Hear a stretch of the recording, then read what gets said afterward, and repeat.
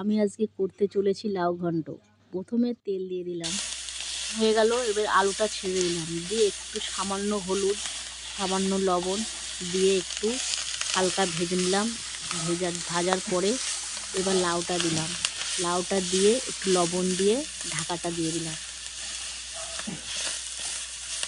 তুলে একটু নাড়িয়ে চাড়িয়ে লঙ্কাগুলো দিয়ে দিলাম।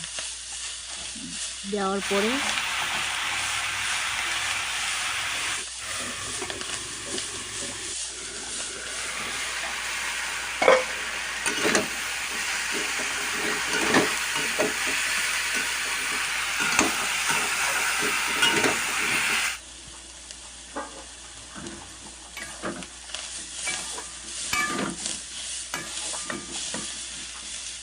কাঁচা লঙ্কাটা দিয়ে একটু আবারও হলুদ দিয়ে দিলাম, দিয়ে নাড়িয়ে চাড়িয়ে ভাজা বড়িটা ওর ভিতরে দিয়ে দিলাম, দিয়ে হালকা একটু জল দিয়ে দিলাম। জলটা দিয়ে আবারও ঢাকা দিয়ে দিলাম, দিয়ে খানিক নাড়াচাড়া করে লাউ ঘন্টটা নামিয়ে নিলাম।